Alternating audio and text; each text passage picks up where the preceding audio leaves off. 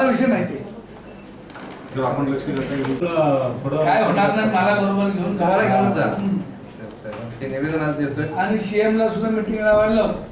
अन्याय निवारण समितीच्या तर्फे आणि सांगली जिल्हा हिमपंप आणि होमिओपॅथी असोसिएशन तर्फे ते होमिओपॅथी डॉक्टरांच्यावरती असणाऱ्या अन्यायासाठी मोर्चा काढून जिल्हाधिकारी व माननीय पालकमंत्री माननीय पतंगराव कदम यांना निवेदन देण्यात आलं.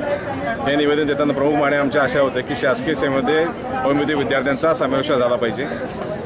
लाईफ सेव्हिंग ड्रग वापरण्यासाठी विद्यार्थ्यांना परवानगी मिळते, या डॉक्टरांना परवानगी मिळाली पाहिजे. ग्रामीण भागामध्ये ज्यावेळेला एखादा रुग्ण अतिशय शेवटच्या क्षणापर्यंत आजारी असतो आणि त्याला शेवटची ट्रीटमेंट मिळत नाही, ज्यावेळेला इतर कोणत्याही पद्धतीचे डॉक्टर मिळत नाही, त्यावेळेला होमिओपॅथी डॉक्टरांना तिथं ॲलोपॅथी पद्धतीचे उपचार, सलाईन लावणं असेल, एखादं रक्तवात असेल तर त्याला टाके घालणे, अशा पद्धतीचे उपचार त्याला तात्काळ करता आले पाहिजेत आणि याची परमिशन मिळायला हवी आहे. हे अतिशय सर्वसामान्य प्राथमिक गरजा आहेत आणि या ग्रामीण भागामध्ये अतिशय मिळत नसतात. त्या दृष्टीनं होमिओपॅथी डॉक्टरांना सर्व ज्ञान असताना देखील याची परमिशन मिळत नाही काही तांत्रिक अडचणीमुळे. त्या तांत्रिक बाबी या दूर केल्या पाहिजेत.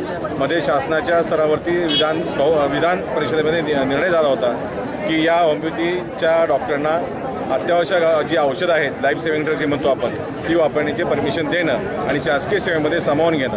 भारतामध्ये इतर राज्यामध्ये सर्वत्र शासकीय सेवेत हे आमचे होमिओपॅथी डॉक्टर आहेत, तिथे सर्व शासकीय ज्या सुविधा आहेत त्या डॉक्टर मिळत असतात.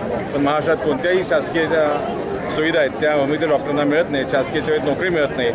म्हणून या मागण्यासाठी आमच्या प्राथमिक सर्व हा मोर्चा आयोजित केला होता.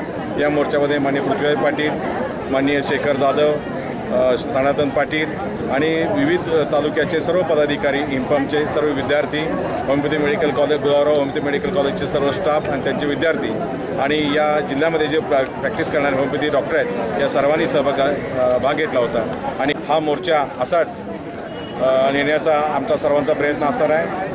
महाराष्ट्रामध्ये 57,000 डॉक्टर होमिओपॅथी प्रॅक्टिस करतात. हे 57,000 डॉक्टर येत्या 9 ते 11 तारखेला नागपूरमध्ये उपोषणाला बसतील आणि तिथं आमचे शक्ती प्रदर्शन आम्ही करणार आहोत आणि आमच्या